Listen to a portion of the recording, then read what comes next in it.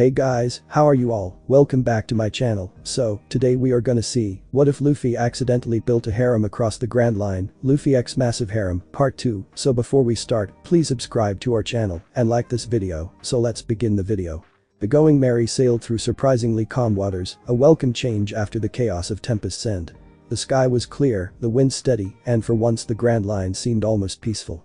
Almost. Luffy sat at the bow as always, legs dangling over the edge, watching flying fish leap alongside the ship.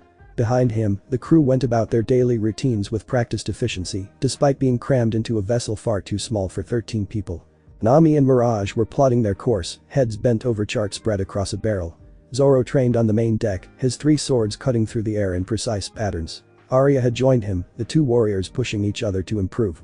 Sanji was in the galley preparing lunch with Mira's assistance, their teamwork in the kitchen becoming seamless. Usopp was working on a new invention, something involving springs and explosives that probably would not work as intended, but would be entertaining regardless. Kira and Vera sparred near the mast, their fighting styles complementing each other perfectly.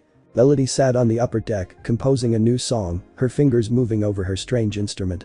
Beside her, Tempest practiced controlling small weather patterns, creating tiny clouds that rained on specific spots of the deck before dissipating. Scarlet had taken over inventory management from Nami, her business experience making her excellent at tracking supplies and managing resources. She sat in the shade, making notes in a ledger. It was organized chaos, 13 people living in close quarters, somehow making it work through cooperation and mutual respect. "We are running low on medical supplies," Scarlet announced during lunch. "We have bandages and basic first aid materials, but nothing for serious injuries or illnesses." "That is concerning," Nami agreed. "The Grand Line is dangerous. We need proper medical equipment and someone who knows how to use it." "I have basic field medicine training," Arya offered. "Military background. But I am not a real doctor." "I know some herbal remedies," Mira added. "But again, nothing for serious conditions. So we need to find a doctor," Luffy concluded, stuffing his face with meat. "Easier said than done," Scarlet replied. "Good doctors are rare, and ones willing to sail with pirates are even rarer." Mirage looked up from studying the log pose. "According to this, our next island should be about 3 days away. It is called Sanctuary Island, known for its medical facilities and hospitals. If we need a doctor, that would be the place to find one." "Perfect," Luffy grinned. "We will get a doctor there." "It is not that simple," Nami sighed. "Doctors do not just abandon their practices to join pirate crews. We will probably have to recruit carefully, maybe offer significant payment. Or we could just find someone who wants to come," Luffy suggested. "That is how we got everyone else." The women who had joined because of Luffy exchanged amused glances. He was not wrong. His method of recruitment, asking if people could cook and then immediately accepting them, had somehow resulted in an incredibly skilled and loyal crew. The 3 days passed uneventfully, which was almost suspicious given the Grand Line's reputation. The crew used the time productively. Zoro organized combat training sessions for everyone, even the less physically oriented members. His philosophy was that everyone should be able to defend themselves in a crisis. "You cannot always rely on the frontline fighters," he lectured while putting Usopp through grueling exercises. "Sometimes you will be alone, separated from help. You need to survive long enough for backup to arrive." Usopp groaned but kept working. Despite his cowardice, he was improving steadily, his natural talent with ranged weapons developing under Zoro's harsh instruction. Luffy joined some of these sessions, though his training with Zoro tended to be more intense. The swordsman did not hold back, pushing Luffy to improve his observation skills and combat instincts, beyond relying on his devil fruit powers. "You are too predictable," Zoro criticized after landing a hit on Luffy's shoulder. "You telegraph your attacks against someone fast enough, that will get you killed." "How do I fix it?" Luffy asked, genuinely wanting to improve. "Stop thinking so much. Let your body react instinctively. You have good instincts, but you override them with conscious thought. Trust yourself more." "That does not make sense, but okay."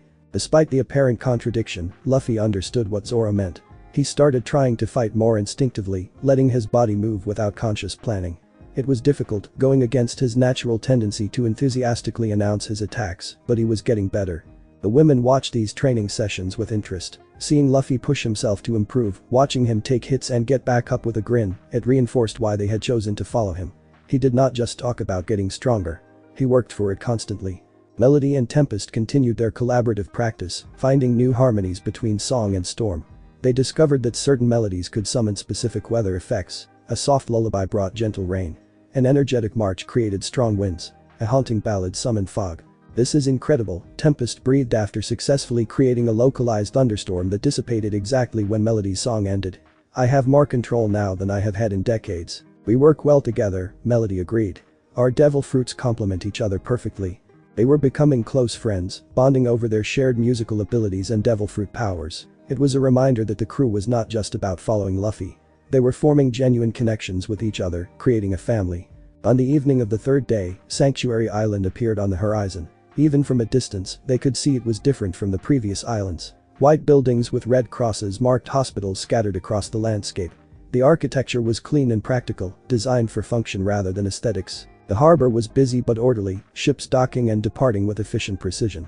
Medical supply vessels were easy to identify, marked with the same red cross symbol visible throughout the island. This place takes healthcare seriously, Scarlet observed. Look at the organization, the cleanliness, the systematic approach to everything. They docked without incident, though harbor officials immediately asked if anyone on board needed medical attention. When assured everyone was healthy, they were directed to visitor registration. The registration process was thorough but friendly. The clerk, a middle-aged woman with kind eyes, welcomed them warmly. Sanctuary Island is neutral ground for all who seek healing, she explained. Pirates, marines, civilians, we treat everyone equally. While you are here, all conflicts must be suspended. Violence results in permanent banishment and significant fines. We understand, Nami assured her. We are just here to resupply medical equipment and possibly recruit a doctor if we find someone interested. The clerk smiled. You will find many doctors here, but recruiting them might be challenging. Most are dedicated to serving the island's mission. However, we do have a bulletin board for those seeking ship positions. You might find someone there. After registration, the crew split up as usual. Sanji went to find food supplies. Zoro immediately located a bar. Usopp wanted to explore the medical technology shops, fascinated by the equipment. Nami, Scarlet and Mirage headed to the marketplace to handle supply purchasing. That left Luffy with Kira, Vera, Arya, Melody, Tempest and Mira to explore the island. They wandered through clean streets, past hospitals and clinics, medical schools and research facilities. Everything was focused on healing and healthcare. This island has a clear purpose, Arya observed. Everyone here is working toward the same goal. It is impressive. They passed a large hospital, and Luffy stopped suddenly. His observation instinct, the one Zoro had been training him to trust, was telling him something. Someone inside that building was important somehow. I want to go in here, he announced. Why? Kira asked. Do not know. Just feels right. They entered the hospital, finding themselves in a busy reception area. Doctors and nurses moved efficiently between rooms. Patients sat waiting for appointments. The whole place hummed with organized activity. Luffy wandered through the halls, following his instinct. The others trailed behind him, curious about what had caught his attention. He led them deeper into the hospital, past surgery wards and recovery rooms, until they reached a research wing.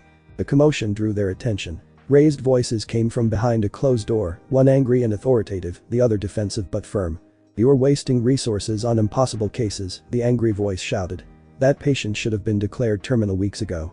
Instead, you are running expensive tests and experimental treatments that have virtually no chance of success. Every patient deserves a chance," the defensive voice replied. It was a woman's voice, young but confident. "I became a doctor to save lives, not to give up on people because the odds are bad. You are too emotionally involved. That is your problem. A good doctor knows when to accept defeat and allocate resources more efficiently. The good doctor never gives up on their patients." The door burst open and a man in a white coat stormed out, nearly running into Luffy. He glared at them before stalking off down the hallway. From inside the room, they heard a tired sigh. Luffy poked his head through the doorway. The room was a small office, cluttered with medical texts and research papers. A young woman sat at the desk, head in her hands. She looked exhausted, dark circles under her eyes, suggesting she had not slept properly in days. She was beautiful despite the fatigue, with long brown hair pulled back in a practical ponytail, intelligent green eyes, and a determined set to her jaw. Her white coat was marked with various stains, evidence of long hours working. She looked up when she sensed their presence, startled. "Oh, I am sorry. Can I help you? Are you lost?" "No," Luffy replied, walking into the office uninvited. "What were you fighting about?" The woman blinked, surprised by the direct question. "That is not really your business. Sounded like you were fighting about giving up on a patient. I do not think you should give up on people." Something in the woman's expression softened. "Neither do I, unfortunately, my supervisor disagrees. He thinks I am wasting time and resources on a case that is hopeless." "Is it hopeless?" Mira asked gently. The woman was quiet for a moment. "Honestly, probably yes. My patient has a rare disease that we have very little information about. The treatments I am trying are experimental at best. The chances of success are maybe 5%. But there is a chance," Luffy said. "So you should try." The woman smiled, and it transformed her tired face into something brighter. I like the way you think. My name is Dr. Sakura Healing, by the way. And you are? Monkey D. Luffy. I am going to be king of the pirates. Sakura laughed, a genuine sound of delight. That is quite an ambition. Are you recruiting in a hospital? We need a doctor for our crew, Luffy confirmed. Want to join? Sakura's smile faded into something more complicated. I appreciate the offer, but I cannot leave. I have patients who depend on me, research I am conducting, responsibilities I cannot abandon. Even if your supervisor does not appreciate you? Vera asked. Even then, Sakura confirmed. I became a doctor to help people. I cannot do that if I run away every time things get difficult. That is admirable, Arya said. But what if you could help more people by joining us? A pirate crew traveling the Grand Line encounters all kinds of situations, visits dozens of islands. You could bring medical care to places that have none. Sakura had not considered that angle. She studied them more carefully, noting their confident bearing, their obvious camaraderie. These were not typical pirates. Tell me about your crew, she requested. They spent the next hour talking. Luffy, with help from the others, explained their journey so far. The islands they had visited, the people they had helped, the adventures they had experienced. Sakura listened with growing interest. You really do seem to help people wherever you go, she observed. That is unusual for pirates. We are not typical pirates, Kira confirmed. Our captain has a different vision for what it means to sail under a pirate flag. I just want to be free and help my friends, Luffy said simply. If other people need help along the way, we help them too. Sakura found herself charmed despite her initial skepticism. There was something magnetic about Luffy's straightforward honesty, his complete lack of pretense or hidden motives. I still cannot join you, she said reluctantly. My patient needs me. Once I have done everything I can for them, perhaps we could discuss it again. When will that be? Luffy asked. I do not know. Weeks, maybe months if they respond to treatment. We cannot wait that long, Nami said from the doorway. She had found them somehow, probably tracking Luffy's tendency to wander. Our log pose will set in 4 days. Then I guess this is goodbye, Sakura said, genuine regret in her voice. Luffy tilted his head, thinking. Can we meet your patient? The one you are trying to save? Sakura hesitated. That is highly irregular. Patient privacy is important. Please, Mira added her voice. We have all been saved by Luffy in one way or another. Maybe we can help somehow. There was something in their collective earnestness that broke through Sakura's professional reserve. I suppose it cannot hurt. Follow me. She led them through the hospital to a private room. Inside, a young girl lay in bed, maybe 10 years old, hooked up to various machines. She was pale and thin, obviously very ill, but she smiled when she saw Sakura enter. Dr. Sakura, the girl said weakly. You came to visit. Of course, Lily. I always visit. And I brought some new friends to meet you. Lily looked at the group with curious eyes. Are you pirates? You look like pirates. We are pirates, Luffy confirmed, walking up to the bed without hesitation. I am Luffy. What is wrong with you? Luffy, Kira hissed. You cannot just ask that. But Lily laughed, a sound that turned into coughing. Sakura was immediately at her side with water and medicine. After the coughing subsided, Lily spoke. I have something called crimson fever. It is really rare. Dr. Sakura is the only one who has not given up on me. I am not giving up, Sakura confirmed firmly. We are going to beat this. Lily smiled, but it did not reach her eyes. She clearly did not believe it, even if she appreciated the sentiment. Luffy studied the girl, his expression unusually serious. Then he grinned. You are going to get better. Dr. Sakura is going to figure it out. How do you know? Lily asked. Because she cares too much to fail. People who care that much always find a way. That was a child's logic, simple and optimistic. But something about the absolute conviction in Luffy's voice made even Sakura want to believe it. They visited with Lily for another half hour. Luffy told her stories about their adventures, making her laugh despite her illness. The others contributed details, creating a vivid picture of life on the Grand Line. Lily hung on every word, her eyes bright with vicarious excitement. When they finally left, Sakura walked them back to the hospital entrance. Thank you, she said quietly. Lily has not smiled like that in weeks. You gave her something to think about beyond her illness. She seems like a good kid, Luffy replied. You should definitely save her. I am trying, Sakura said, exhaustion creeping back into her voice. Do not just try. Do it, Luffy insisted. Then come sail with us. That would be the best outcome. Sakura smiled despite herself. You are very confident. I know what I want and I go get it. You should do the same. That evening, the crew gathered at an inn for dinner. They discussed their day, sharing discoveries and observations. The conversation inevitably turned to Dr. Sakura. She would be perfect for our crew, Mira said. Skilled, compassionate, dedicated. Exactly the kind of doctor we need. But she will not leave her patient, Nami pointed out. And we cannot wait months for the treatment to conclude. Maybe we could help somehow, Melody suggested. Does anyone know anything about crimson fever? No one did. It was apparently extremely rare, with very little documented information available. Tempest spoke up hesitantly. When I was younger, before I lost control of my powers, my crew visited an island called Healer's Haven. They had an enormous medical library, centuries of collected knowledge. If information about crimson fever exists anywhere, it would be there. Where is this island? Nami asked, immediately interested. I do not know if it still exists, Tempest cautioned. This was over 40 years ago. But it was about 2 weeks sailing from here, in the direction the log pose is pointing. So it might be on our route anyway, Scarlet realized. We could potentially gather information and bring it back. But Lily might not have 2 weeks, Arya said grimly. She looked very ill.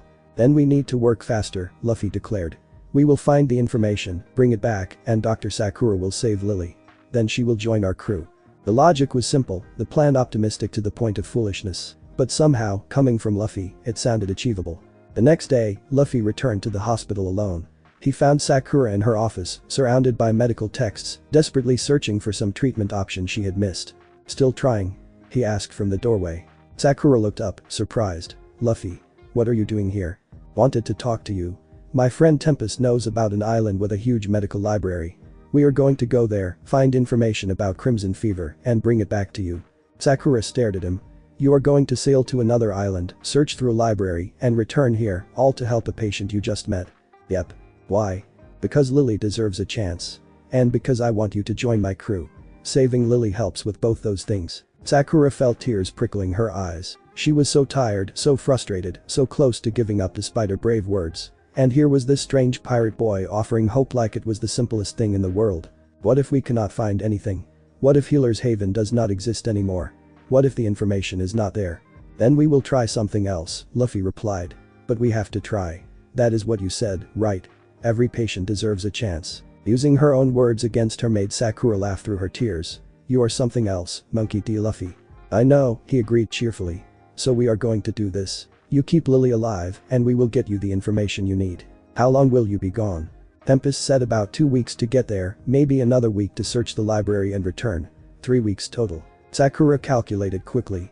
Lily has maybe a month left if her condition does not worsen. It will be close, but possible. Then it is settled, Luffy grinned. We sail tomorrow. Before he could leave, Sakura stood and walked around her desk. She looked at him seriously for a moment, then did what was apparently becoming tradition. She kissed him, quick but heartfelt. Luffy accepted it with his usual confusion. Why do people keep doing that?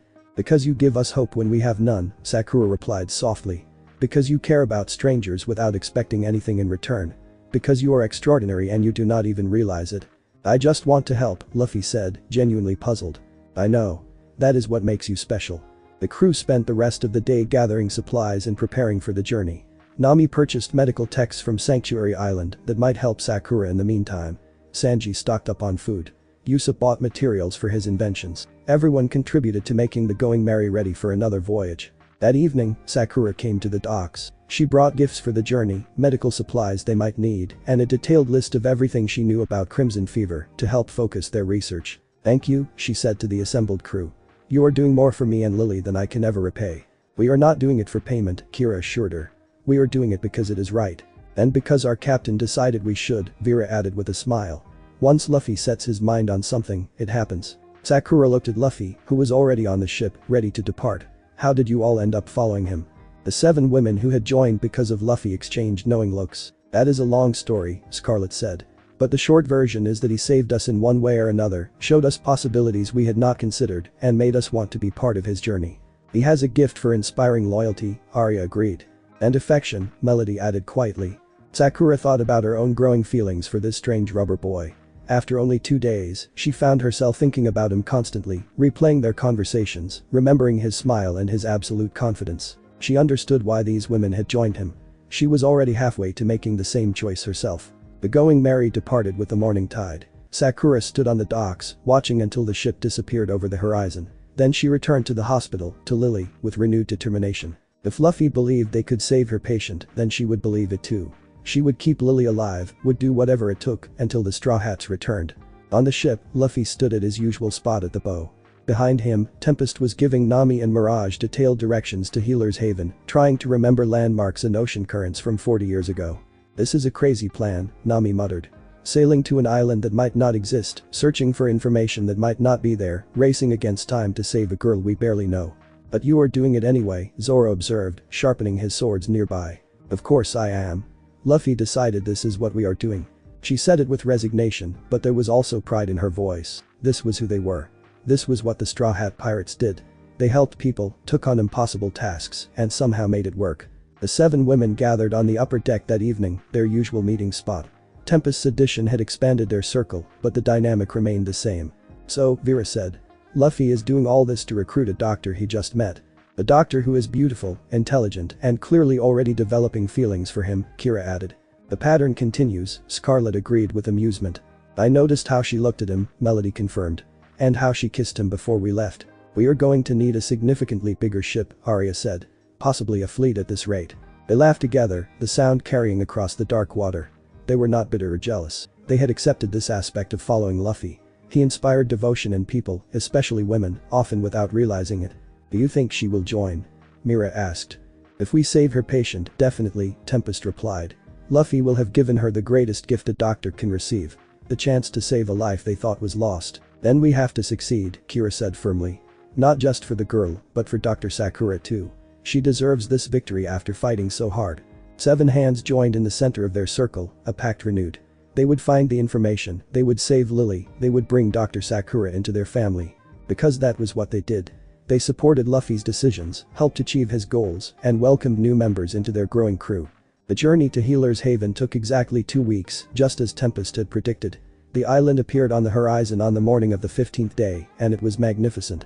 Enormous buildings covered every available space, all of them clearly dedicated to medicine and research. Gardens filled with medicinal plants surrounded the structures. The harbor was busy with ships from across the Grand Line, all coming to access the island's legendary medical knowledge. We made it, Tempest breathed. It still exists after all these years. They docked and immediately headed for the main library, a building so large it dominated the island center. Inside, they found knowledge collected over centuries, medical texts in dozens of languages, research papers, case studies, everything. The librarian, an elderly woman with sharp eyes, greeted them. Welcome to Healer's Haven.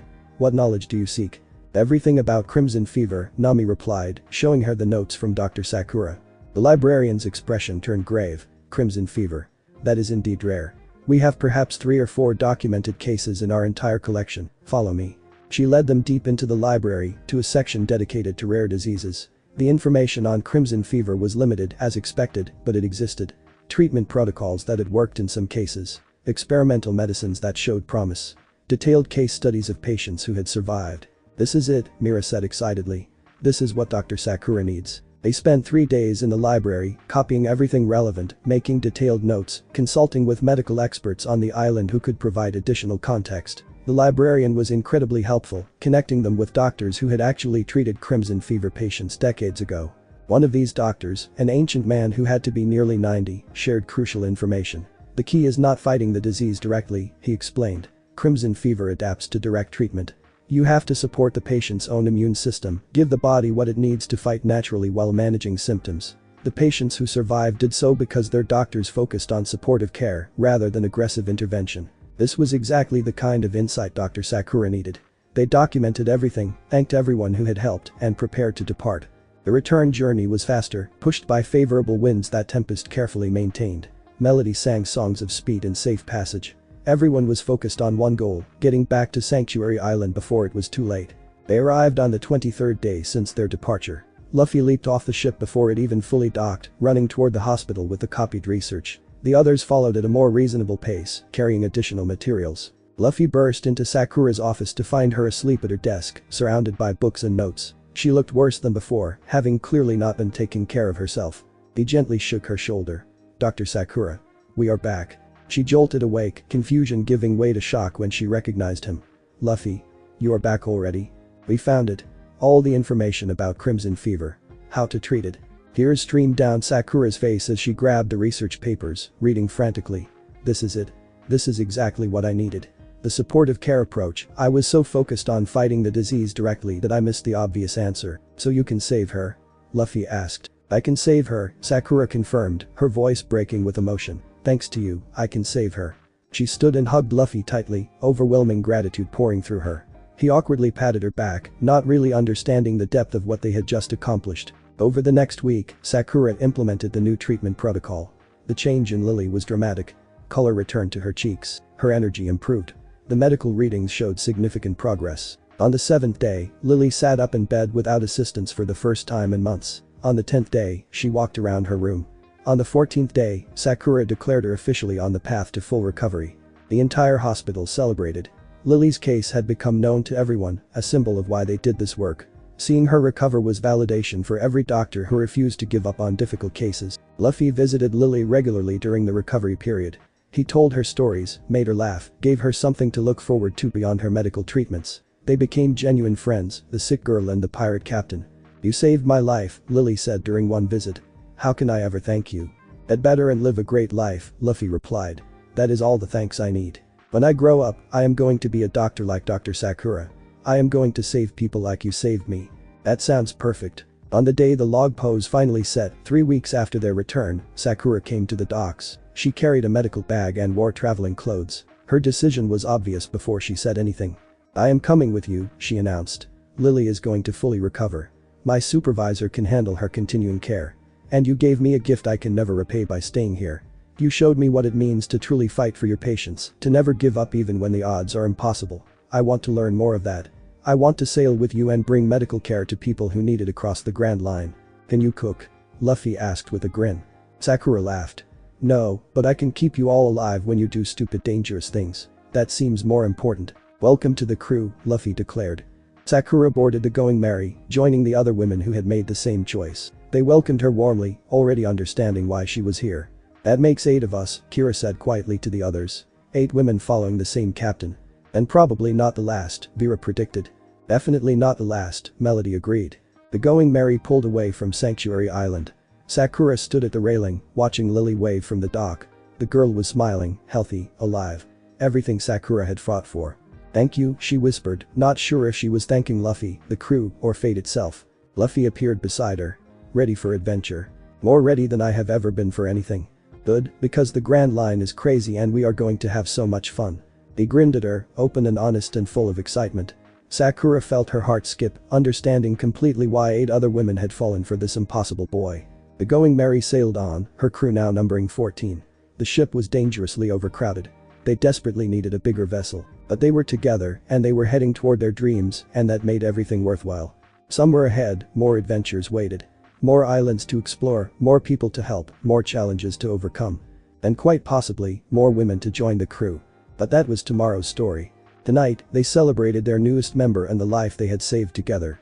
Perfect. The Going Merry had been sailing for 5 days since leaving Sanctuary Island, and the cramped conditions were starting to show. 14 people on a ship designed for 6 meant that privacy was a luxury and personal space was non-existent.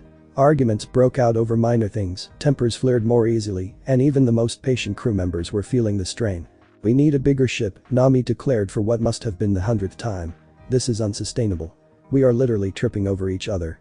"I know," Scarlet agreed, reviewing their finances. "Between the prize money from Harmony Bay, the treasure from Tempest, and our various savings, we have approximately 90 million berries. That should be enough to commission a proper vessel." "Where would we even get a ship built?" Mira asked. "We cannot exactly walk into a normal shipyard and ask for a pirate ship.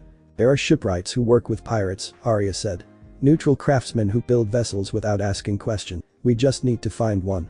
"According to the log pose, our next island should be about a week away," Mirage reported.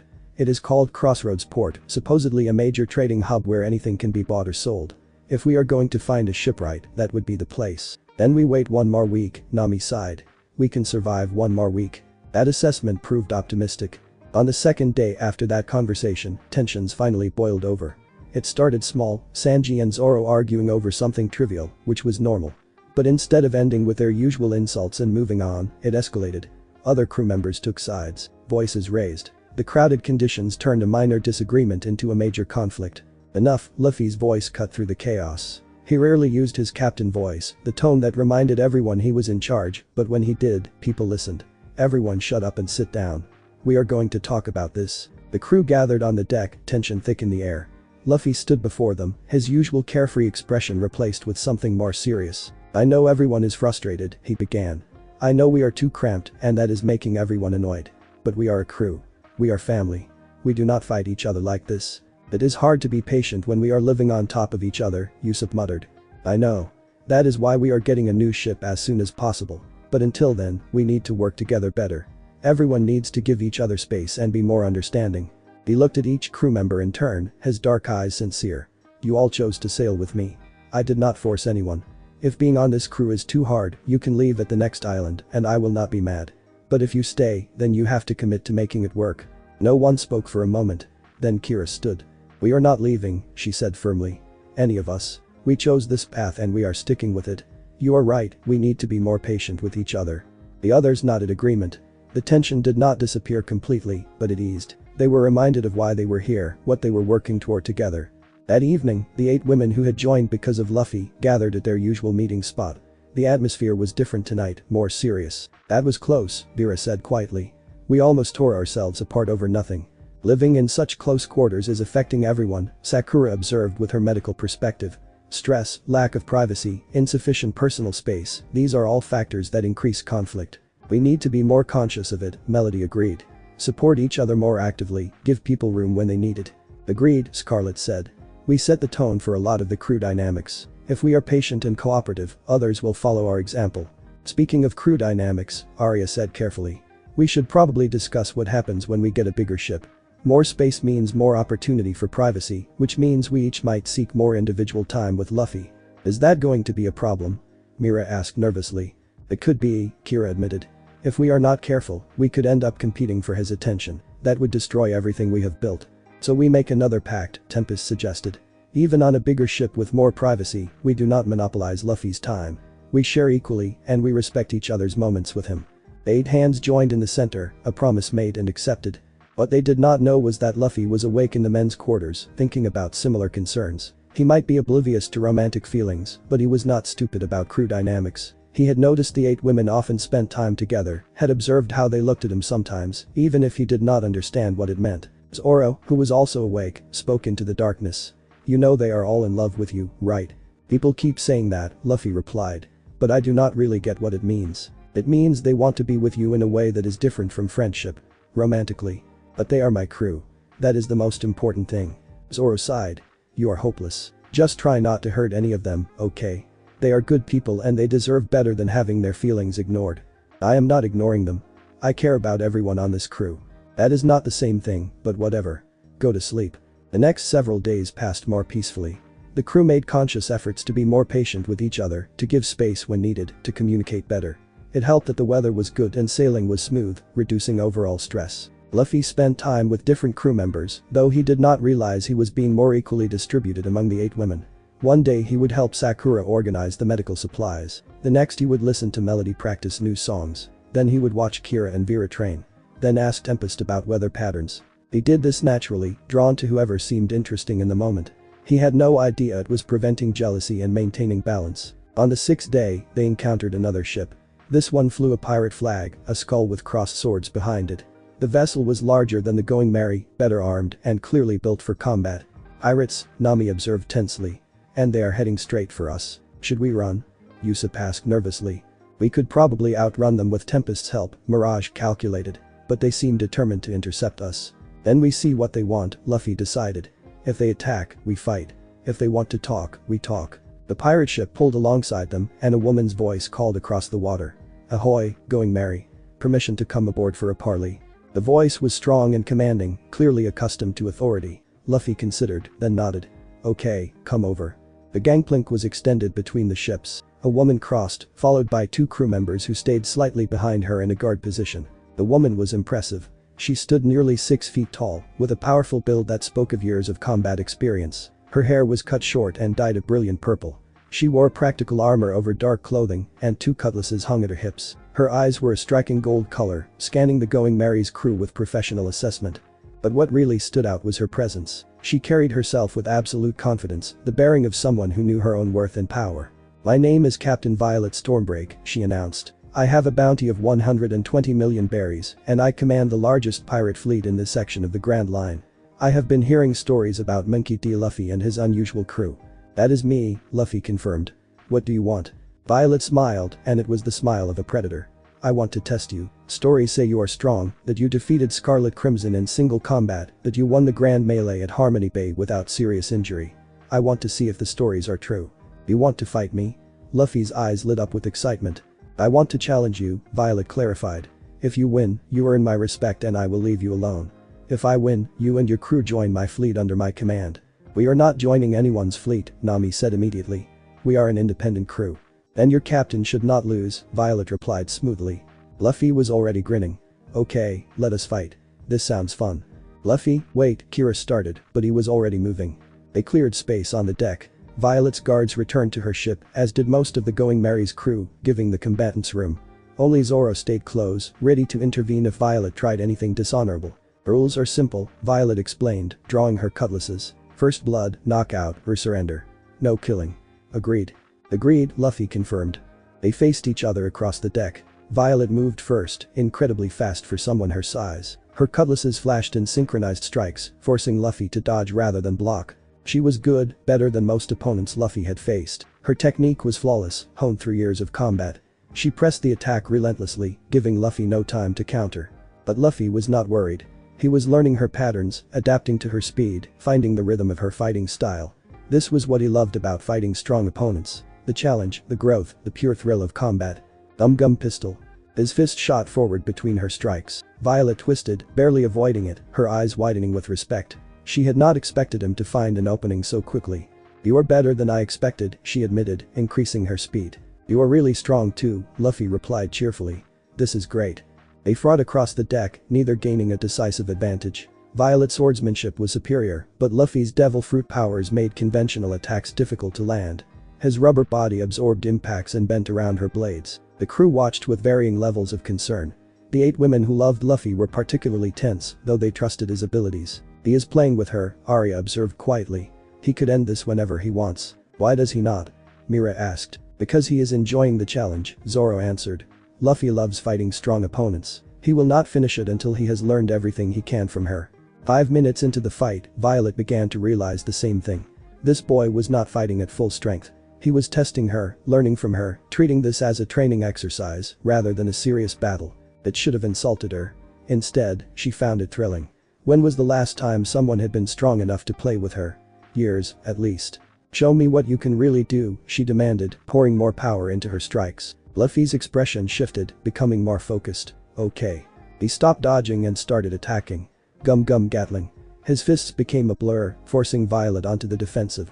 She blocked and parried desperately, her cutlasses moving at incredible speed to keep up. Then Luffy used a technique he had been developing. Gum Whip, but instead of his leg, he used both arms simultaneously, creating a double attack from opposite direction. Violet could not block both. One arm caught her across the ribs, sending her sliding across the deck. She kept her feet, breathing hard, a thin line of blood visible where Luffy's attack had grazed her. First blood, Zoro announced. Luffy wins. Violet looked at the blood, then at Luffy, then she started laughing. It was a genuine sound of delight and respect. You are incredible. The stories did not do you justice. She sheathed her cutlasses and walked over, extending her hand. Luffy shook it, grinning. That was a great fight. You are really strong. Not strong enough, apparently, Violet replied. But I am not ashamed to lose to someone of your caliber. You have earned my respect, Monkey D. Luffy. I will spread word that you are the real deal. She paused, studying him with those golden eyes. Actually, I have a proposition for you. What? Join forces with me. Not you joining my fleet, but our crews working together as equals. Combined, we would be nearly unstoppable in this section of the Grand Line. We work alone, Nami said firmly before Luffy could respond. But Violet was not looking at Nami. She was looking at Luffy, and her expression had shifted into something more personal. Or, she continued, I could join your crew. I have been commanding a fleet for 5 years, managing alliances and politics. It is exhausting and ultimately hollow. I became a pirate for freedom and adventure, but I ended up trapped in leadership responsibilities I never wanted. This speech sounded familiar to several crew members. It was the same reasoning many of them had used when joining. You want to give up your fleet to join us? Scarlet asked, surprised. My first mate can have the fleet, Violet replied. She has been wanting more authority anyway. I want to sail with someone stronger than me, someone I can learn from and grow alongside. That is you, Luffy. Can you cook? Luffy asked. No, but I am one of the best swordsmen in the Grand Line. I have extensive combat experience, I know navigation and ship handling, and I have connections throughout the pirate world that could be useful. Luffy thought for approximately 3 seconds. Okay, you can join. Just like that. Violet looked surprised despite herself. If you want to sail with us and you have useful skills, why not? Violet smiled and it transformed her fierce face into something warmer. I think I am going to enjoy this. Nami looked ready to faint. Another crew member. We are up to 15 people now. 15 people on a ship designed for 6. We are definitely getting a new ship at the next island, Scarlet assured her. This is beyond ridiculous now. Violet returned to her ship briefly to collect her belongings and transfer command to her first mate. The woman looked both excited about the promotion and sad to see her captain leave. You're sure about this? The first mate asked. Completely sure, Violet confirmed. I am going to sail with someone who makes me want to be stronger. That is worth more than commanding a fleet. She returned to the Going Merry with a single bag of possessions. Like most of the women who had joined, she traveled light, valuing freedom over material goods. The crew did their best to welcome her, though the space situation was now critical. The women's quarters, which had been crowded with 8, now had to accommodate 9. It was barely possible. That evening, Violet was invited to join the gathering of women who had joined because of Luffy. They explained the situation honestly, the shared feelings, the pacts they had made, the understanding they had reached. Violet listened carefully, then laughed. So I am joining a harem disguised as a pirate crew? It is not a harem, Kira protested. Luffy does not even know about our feelings. That makes it worse, Violet said, still amused. You are all in love with a man who is completely oblivious. That is either tragic or hilarious. Both, Melody confirmed. Definitely both. Can you accept our arrangement? Arya asked seriously. No competing for his attention, supporting each other, crew first always. Violet considered. I will be honest, I am attracted to Luffy. Watching him fight, seeing his strength and his joy in combat, it awakened something in me I thought I had buried years ago. But I did not join to pursue a relationship. I joined to be part of something meaningful. If that means keeping my feelings to myself and supporting the rest of you, I can do that. 9 hands joined in the center, the circle expanding once more. We really need to stop adding members, Vera said. This is getting ridiculous. They all laughed, knowing it probably would not stop. Luffy had a gift for inspiring people, especially women, to join his cause. 3 days later, Crossroads Port appeared on the horizon. It was enormous, easily the largest settlement they had seen yet. Multiple harbors accommodated hundreds of ships. Buildings stretched as far as the eye could see. The sounds of commerce and activity carried across the water. This is it, Nami said with determination. We are getting a new ship here, no matter what it takes. They docked in a harbor designated for pirates and other questionable vessels. The harbormaster barely glanced at them, used to all manner of strange crews passing through. The crew split into teams with specific missions. Nami, Scarlet, and Mirage would search for a reputable shipwright. Sanji, Mira, and Sakura would handle food and medical supply restocking. Zoro, Arya, and Violet would look for weapon shops and training facilities. Usopp would search for invention materials. That left Luffy with Kira, Vera, Melody, and Tempest to explore the city and stay out of trouble. This last mission was considered the most difficult. Stay together, do not start any fights, and meet back at the ship by sunset, Nami instructed. Can you manage that? Probably not, Luffy replied honestly. Nami sighed. Just try, please. The city was overwhelming in its size and diversity. People from every corner of the Grand Line crowded the streets. Merchants sold everything imaginable. Street performers entertained crowds. The energy was electric and chaotic. Luffy loved it immediately. They wandered through markets and plazas, taking in the sights. Luffy stopped to watch a sword-swallowing act, fascinated by how the performer did not die. He tried to pet a merchant's exotic animal and nearly got bitten. He got into an eating contest at a street vendor and won easily. The women followed, amused and exasperated in equal measure. Keeping Luffy focused on anything was like herding cats, but his enthusiasm was contagious. They were passing through a large plaza when Luffy stopped suddenly, his observation instinct alerting him to something.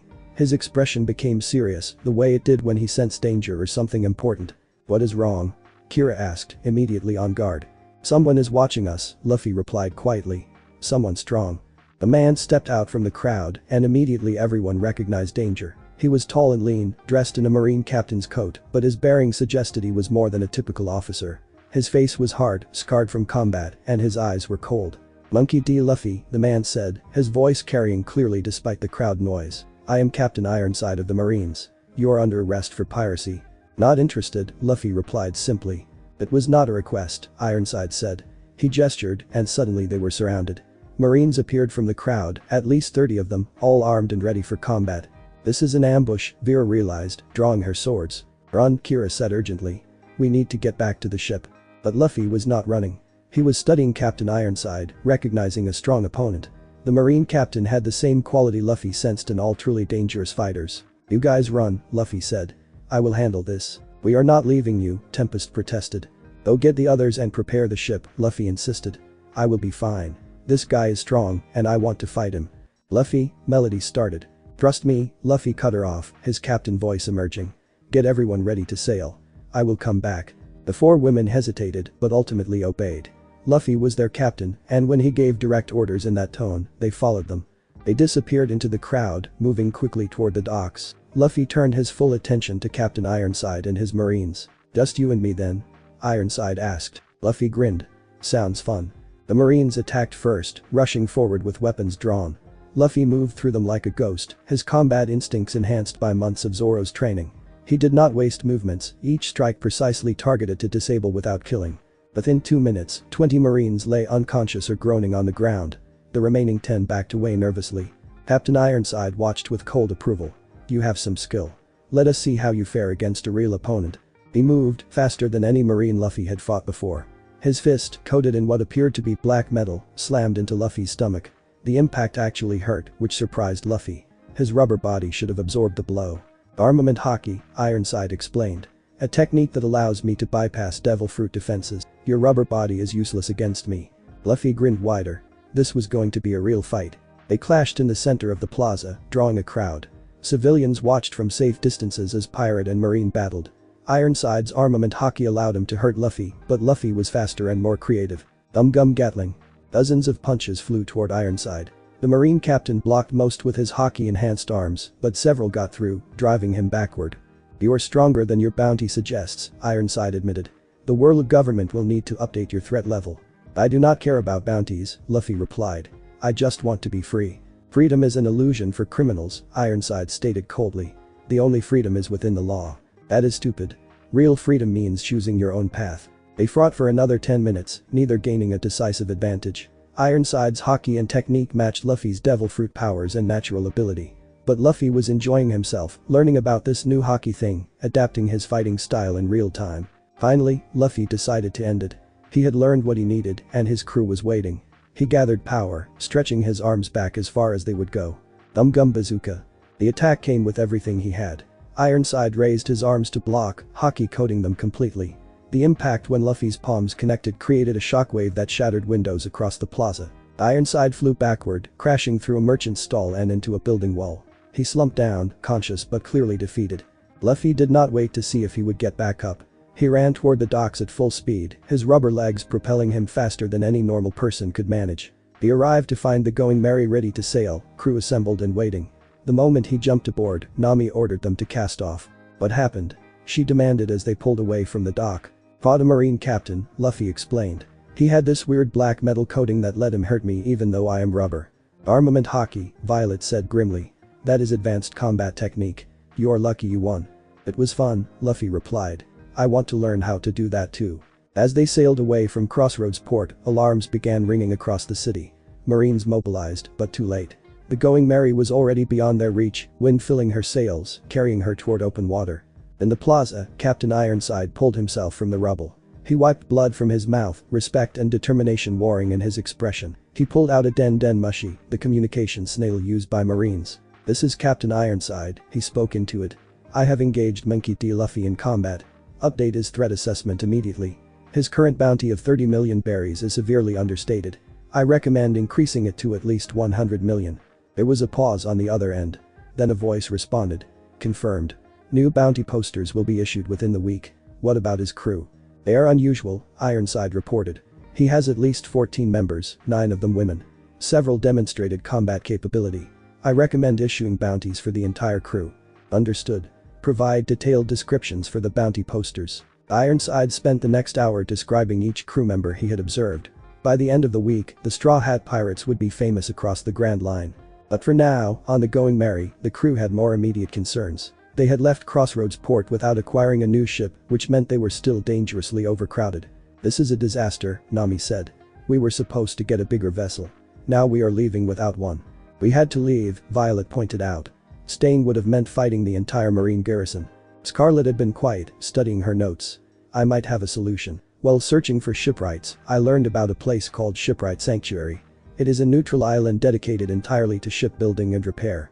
Supposedly the finest shipwrights in the world work there. How far away is it? Mirage asked. About 2 weeks sailing from here, according to the information I gathered. It is not on our log pose route, but we could make a detour. The crew discussed it seriously. A 2-week detour was significant, but the need for a new ship was critical. Let us do it, Luffy decided. We need a better ship, and 2 weeks is not that long. Actually, Nami corrected, checking her charts, the island our log pose is pointing to is reportedly only 3 days from Shipwright Sanctuary. We could visit both, minimize the detour. Then it is settled, Luffy declared. New ship, here we come. That night, exhausted from the day's events, the crew settled in for sleep. In the women's quarters, now housing 9 women in impossible closeness, they lay in their hammocks discussing the day. Luffy fought a marine captain who knew armament hockey, Kira said quietly. That is serious. He is getting noticed by stronger enemies. His bounty is going to increase, Sakura predicted. Probably significantly. Good, Arya replied. A higher bounty means greater recognition. It brings him closer to his dream. It also brings more danger, Tempest cautioned. We knew what we were signing up for, Melody reminded them. Following Luffy means facing impossible odds and dangerous enemies. That is part of the journey. 9 women lay in the darkness, each thinking about the boy sleeping in the men's quarters above. Each had their own reasons for being here, their own feelings they mostly kept hidden. But they were united in their choice. They would follow Luffy to the end of the Grand Line if that was where his dream took him. No matter what challenges lay ahead. No matter how many enemies they had to face. They had chosen this path, and they would see it through. Together. The Going Merry sailed through calm seas for 3 days, her overcrowded crew making the best of their cramped situation. Everyone was counting down to their arrival at the next island, not just because they needed supplies, but because the promise of a new ship was finally within reach. Luffy spent most of his time at the bow, as usual, but he had also started training more seriously. The fight with Captain Ironside had shown him a limitation he had not known existed. His rubber body could be hurt by this armament hockey technique, which meant he needed to learn how to counter it. Zoro, Luffy called during one of the swordsman's training sessions. That black coating thing the Marine used. Do you know about it? Armament hockey, Zoro confirmed. It is an advanced technique that lets you coat your attacks with spiritual energy, makes you hit harder and lets you hurt devil fruit users. Can you teach me? Zoro was quiet for a moment. I do not know it myself yet. I have heard about it, seen it used a few times, but I have not learned how to do it. We will both need to find a teacher. Then we find one together, Luffy declared. We both get stronger. This was typical Luffy logic, simple and straightforward. If he needed to learn something, he would find someone to teach him. No overthinking, no doubt, just action. Violet overheard the conversation and approached. I know someone who uses armament hockey. An old pirate named Greybeard who retired to an island about a month's sail from here. If we ever get near that area, I could introduce you. We will definitely go there, Luffy said immediately. Getting stronger is important. Later that day, Sakura called everyone together for what she termed mandatory health checkups. As the crew's doctor, she wanted baseline medical information on everyone in case of future injuries or illnesses. The exams were thorough and professional. Sakura checked vital signs, reflexes, overall fitness levels. She made notes about each person's medical history, known allergies, previous injuries. When it was Luffy's turn, she discovered something interesting. Your body is incredibly resilient, even beyond what the rubber properties would suggest. Your healing rate is significantly faster than normal humans. Have you always been like this? I guess so, Luffy replied, not having thought about it much. I get hurt and then I get better. That is just how it works. Fascinating, Sakura murmured, making detailed notes. Your devil fruit may have altered your fundamental biology in ways we do not fully understand. Does that mean I am healthy? Extremely healthy. Probably the healthiest person on this ship. Cool, Luffy grinned. That evening, Melody held an informal concert on the deck. Her devil fruit powers made her singing supernaturally beautiful, but even without the enhancement, her voice was remarkable. She performed songs from different islands, various styles and traditions, creating a musical journey through the Grand Line. The entire crew gathered to listen. Even Zoro, who normally did not care about such things, found himself captivated. There was something peaceful about sitting under the stars, listening to Melody's voice, feeling the ocean rock gently beneath them. Luffy sat with his eyes closed, completely absorbed in the music. He might not understand technique or theory, but he felt the emotion in every note.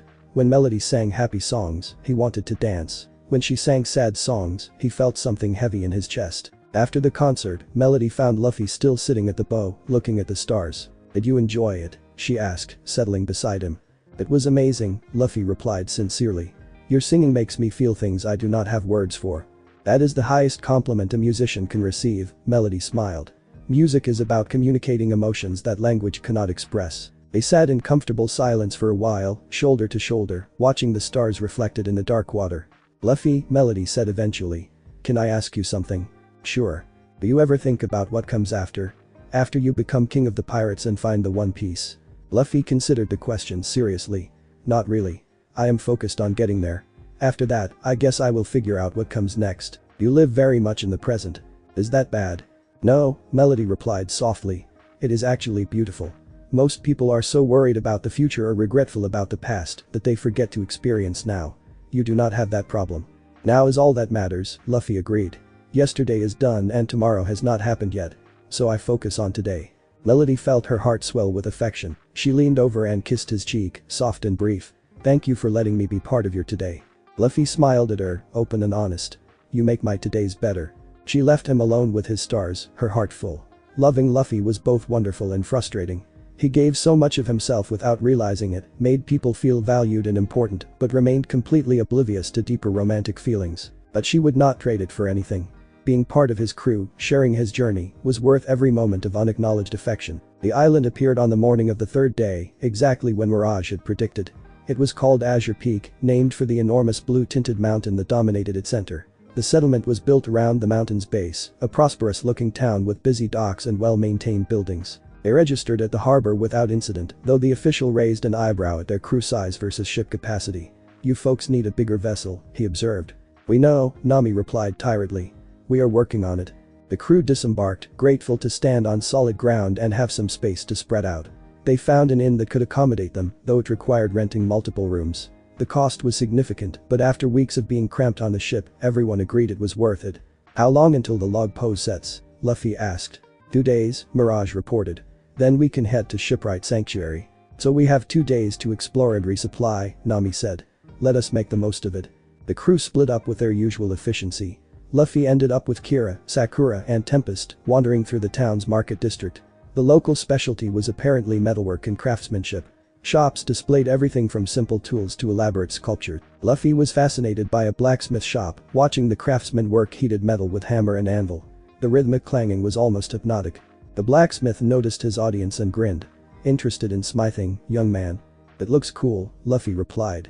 How do you make the metal do what you want? Practice, patience, and understanding the material, the blacksmith explained. Metal has properties, tendencies. You have to work with it, not against it. Force it too hard and it breaks. Work with its nature and you can create anything. That sounds like fighting, Luffy observed. You have to work with your opponent's movements, not just force your way through. The blacksmith laughed. Never thought about it that way, but you are right. Combat and craftsmanship have similarities. They watched for another few minutes before moving on. Luffy had an ability to find interesting people and conversations wherever he went. He treated everyone the same, from powerful pirates to humble craftsmen, giving each person his full attention. This quality was part of why the women who traveled with him had fallen for him so completely. He made everyone feel valued, like their perspective mattered, regardless of status or power. They were passing through a residential area when they heard shouting. A young woman's voice, angry and defiant, cutting through the afternoon calm. I told you no. The answer is no, and it will always be no. Luffy's protective instincts activated immediately. He followed the sound to a small house where a young woman stood on the porch, facing down 3 large men. The men wore expensive clothes and had the bearing of people used to getting their way. The woman was striking, with wild red hair pulled back in a messy ponytail, bright blue eyes that flashed with anger, and grease stains on her clothes, suggesting she worked with machinery. She was maybe 20, athletic and strong, holding a large wrench like a weapon. Your father owed us money, one of the men said. Since he is dead, the debt passes to you. You can either pay us 50 million berries or work for us until the debt is cleared. My father did not owe you anything, the woman shot back. He paid off his loan 3 months before he died. I have the receipts to prove it. Receipts can be forged. Our records show an outstanding debt. Then your records are wrong.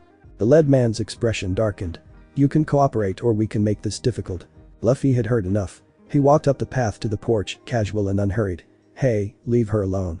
The 3 men turned, irritation clear on their faces. This does not concern you, kid. Move along. You are trying to take her money, Luffy replied. That makes it my business. Luffy, do not start trouble, Sakura warned, but she was already preparing for a fight. She knew how this would go. The young woman looked at Luffy, surprise and curiosity, replacing some of her anger. Who are you? Monkey D. Luffy. And these guys are jerks. The lead man reached for Luffy, clearly intending to remove him physically from the situation. Luffy caught his wrist without looking and squeezed just enough to make the man wince. "I said leave her alone," Luffy repeated, his voice taking on an edge. The other two men moved to help their leader. Kira and Tempest stepped forward to intercept them. The scuffle was brief and one-sided. Within 30 seconds, all three men were sitting on the ground, nursing various bruises and injured pride. "This is not over," the lead man threatened as they retreated. "We will be back with more men." Looking forward to it, Luffy called after them cheerfully. The young woman stared at him, wrench still raised, processing what had just happened. "You did not have to do that. They were being mean to you," Luffy replied simply. "That is not okay. You do not even know me." "Does not matter. Nobody should be forced to pay debts they do not owe." The woman lowered her wrench slowly, studying him with new interest. "My name is Forge. Forge Ironheart. And you were either very brave or very stupid to make enemies of the Crimson Coin Gang." "Who are they?" "Local loan sharks and extortionists," Forge explained. "They prey on people who cannot defend themselves. My father borrowed money from them years ago to start his shipwright business. He paid it back in full, but they are claiming he still owed them. It is a scam." "Shipwright?" Luffy's attention sharpened. "Your father built ships." "He was the best shipwright on the island," Forge said with pride and sadness. "He taught me everything he knew before he died 6 months ago.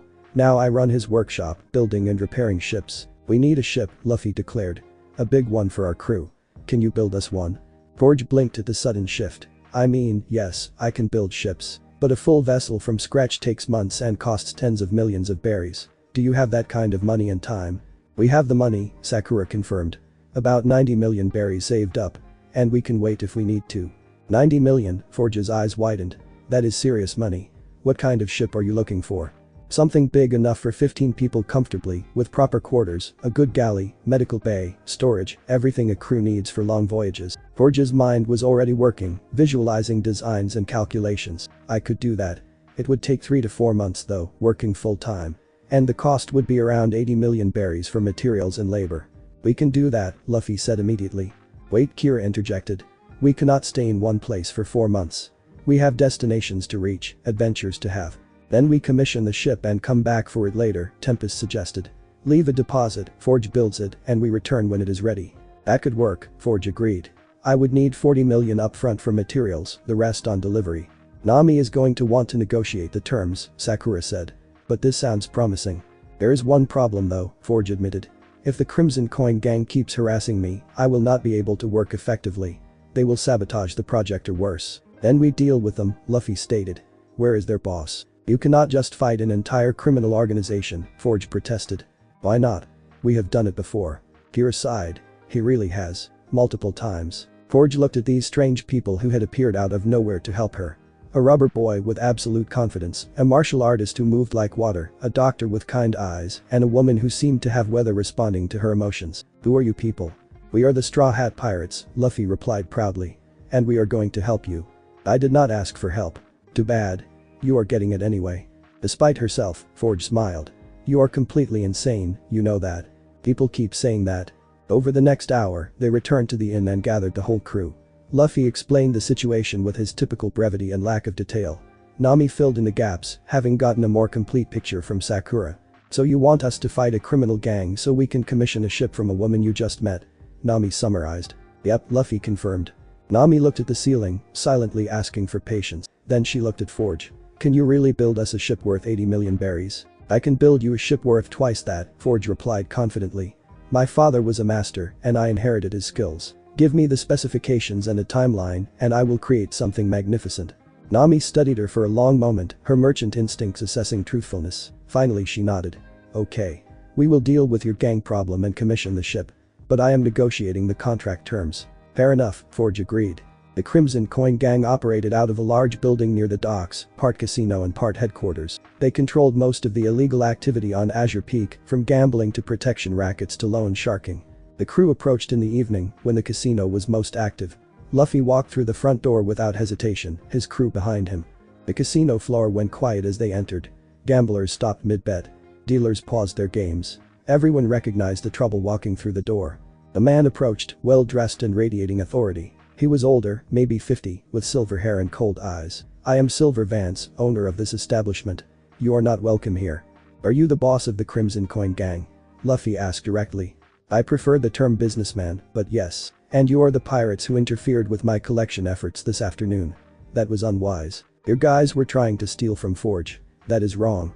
She owes a legitimate debt. No, she does not. Her father paid you back. Silver Van smiled, and it did not reach his eyes. Prove it. Forge stepped forward, pulling papers from her bag. These are the receipts showing full repayment 3 months before my father died. Signed by your own collection agent. Vance glanced at the papers. These could be forgeries. They are not, and you know it, Forge replied angrily. You are trying to extort money I do not owe. Careful with your accusations, girl. You would not want anything unfortunate to happen. Is that a threat? Luffy asked, his voice dropping to something dangerous. It is a reality, Vance replied smoothly. This is my island. I control what happens here. If you interfere further, you will regret it. Luffy's expression hardened. I do not like you. You are a bully who hurts people weaker than you. That is the worst kind of person. And what are you going to do about it? Beat you up and make you leave Forge alone.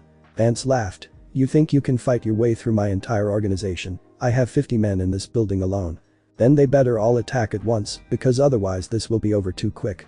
The confidence in Luffy's voice was absolute. Vance studied him, recognizing something dangerous in those dark eyes. This was not a child making empty threats. This was someone who had fought and won against serious opponents. He gestured, and his men moved. 50 gang members, all armed with various weapons, surrounded the Straw Hat Pirates. Luffy grinned. This is going to be fun. What happened next would become legend on Azure Peak. The Straw Hat Pirates moved through the gang members like a storm. Luffy's rubber fist sent men flying. Zoro's swords cut through weapons and sent opponents sprawling. Sanji's kicks created whirlwinds of destruction. The women were equally devastating. Kira's martial arts were precise and brutal. Vera's legendary swords made her unstoppable. Arya's warrior training turned her into a one-woman army. Violet's dual cutlasses flashed like lightning.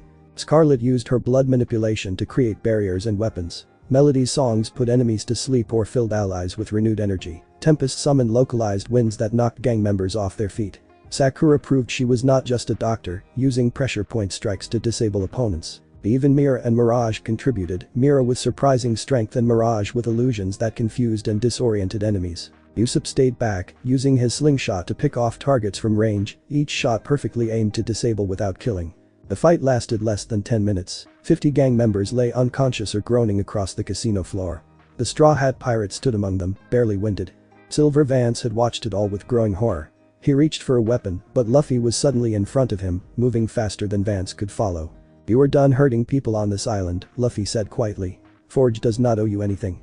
Leave her alone, or I will come back and this will be much worse. You cannot threaten me, Vance tried to maintain his authority. I have connections, resources. I do not care, Luffy replied. You mess with her, you mess with me. And trust me, you do not want that. He leaned closer, and Vance saw something in his eyes that made his blood run cold. This boy was not making empty threats. He would absolutely come back and destroy everything. Fine, Vance managed. The debt is forgiven. We will leave the girl alone. Good, Luffy smiled, the dangerous edge disappearing instantly. See? That was easy. They left the casino, Forge following in a daze. She had just watched 15 people dismantle an organization that had terrorized the island for years. It had seemed almost effortless. You're incredible, she breathed. All of you. We are a good crew, Luffy agreed proudly. The next day, Nami and Scarlet worked with Forge to finalize the ship commission. The contract was detailed and fair, protecting both parties. 40 million berries changed hands as a deposit. Forge provided sketches of the proposed design based on the crew's specifications. The ship would be magnificent. 2-masted, about twice the size of the Going Merry, with proper quarters for 18 people plus guest space. A full galley, medical bay, navigation room, storage holds, even a small library that Mira had requested. Built from the finest materials with craftsmanship that would make her seaworthy in the most dangerous waters. 4 months, Forge confirmed. I will work on nothing else until she is complete. When you return, you will have the finest ship in the Grand Line. We will be back, Luffy promised. And then you are joining our crew. Forge laughed. What? You are a great shipwright, and ships need maintenance. You should sail with us and take care of our ship. I have a business here, a workshop, a life. You also have a criminal gang that just got defeated but might come back. And you have skills that would be really useful on a pirate crew. Think about it. Forge wanted to dismiss the idea immediately, but found herself hesitating. There was something appealing about the offer. These people were extraordinary, their captain especially.